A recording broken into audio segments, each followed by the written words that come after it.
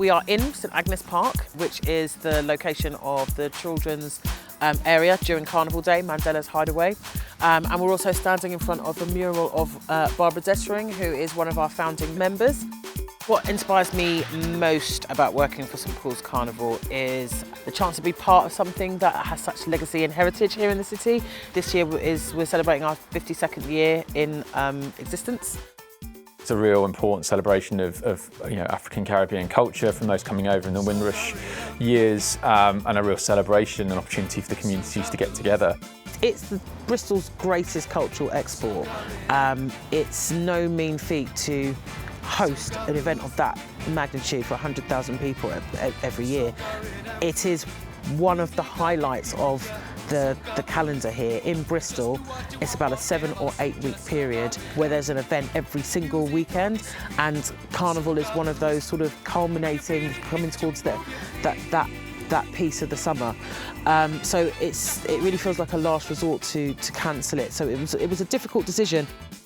We wanted to have some sort of digital content that would, I guess, try and give some element of the carnival without actually being there, but at the same time would be so accessible to, not only our communities and the people that we represent, but also those who enjoy carnival and who love carnival.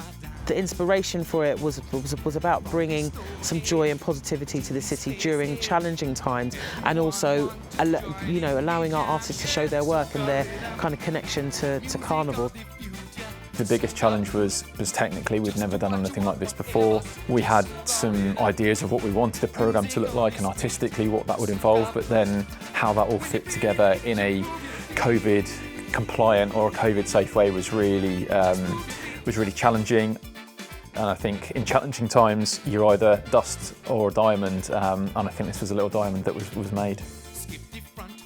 Spirit Up United at Home was really strong in terms of its cultural programme, talking about the jus vert and the mask making and things like that. So we were able to put things together and showcase them to people.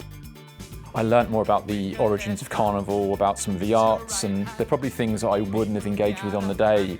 I think a lot of people just expect Carnival to be big sound systems and red stripe and jerk chicken, but I think because of the variety and the depth of that cultural programme, I think it was a real learning aid and a real reminder of some of the things that maybe get missed out on the day, so that was really important for me, certainly. Digital Carnival allowed us to really curate some choice cultural content that had a narrative of what Carnival is about. And it allowed us to showcase some of the best creative talent across the city. We involved so many people. We had some pre-recorded stuff in between. Glenn did some cooking, showed us how to make some rice and peas. We had Young Bristol's Got Talent, and we showcased their winners from the last couple of years in a bit of a montage. Knowing that there was this ongoing party, this ongoing stream of celebration, so it meant that you could, much like the carnival itself, you could kind of involve your day or revolve your day around it. And in the fringe stuff, I really liked the storytelling. I think it was really interesting to hear different views and the ways that the storytellers were able to get that across on screen in slightly different ways.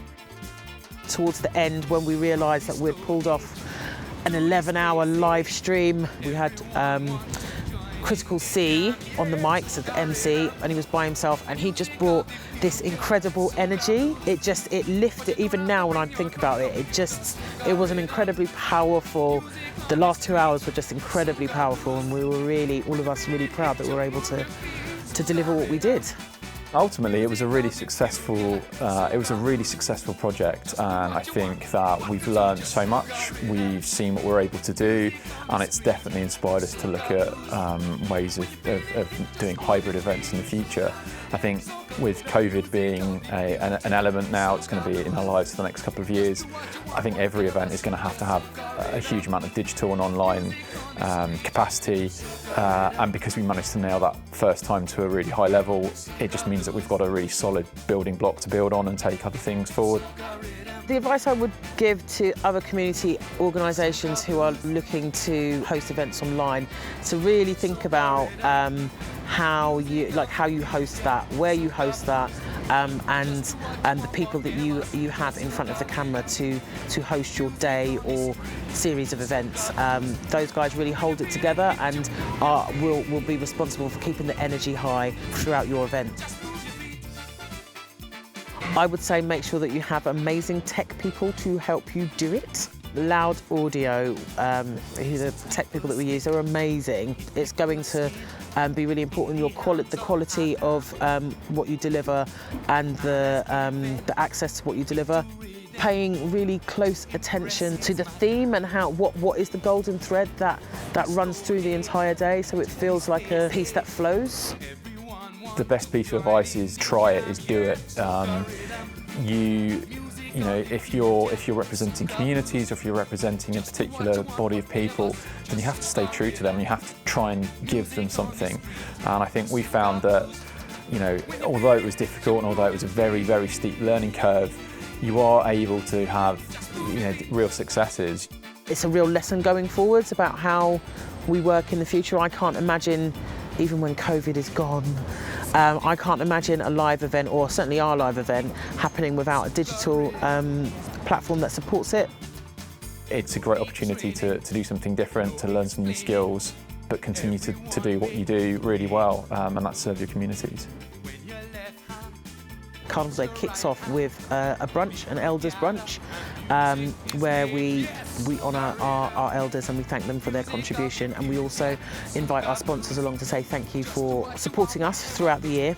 We weren't able to do that this year, so what we did was we worked with a local Caribbean restaurant to deliver 34 brunches to our elders on the morning of Carnival. Our elder community are going to be some of the most digitally excluded, so we were really aware that we wanted for them to feel included and that we hadn't forgotten them. The power of community is people feeling engaged, people feeling listened to and heard, and people having a voice and a platform for that. So communities come together in tough times, they work together, and they're able to achieve really fantastic things.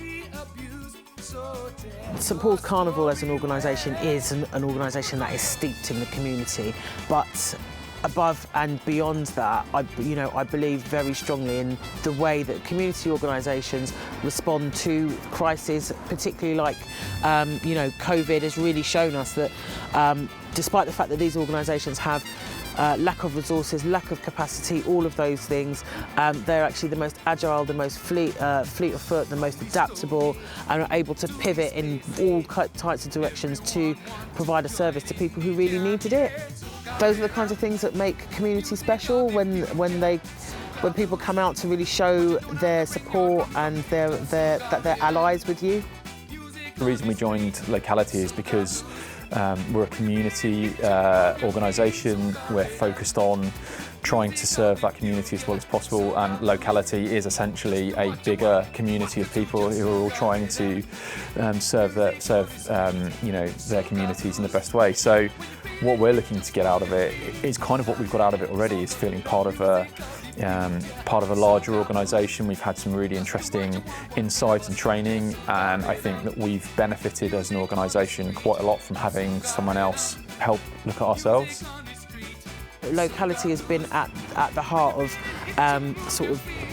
helping organisations to understand that power that they have and come together to kind of speak to the powers that be about how these organisations should be better supported, because we are in the community, we have the credibility, etc., to deliver outcomes that large national government isn't able of doing, isn't capable of doing. They don't know the locale and they don't know the people in the way that we do.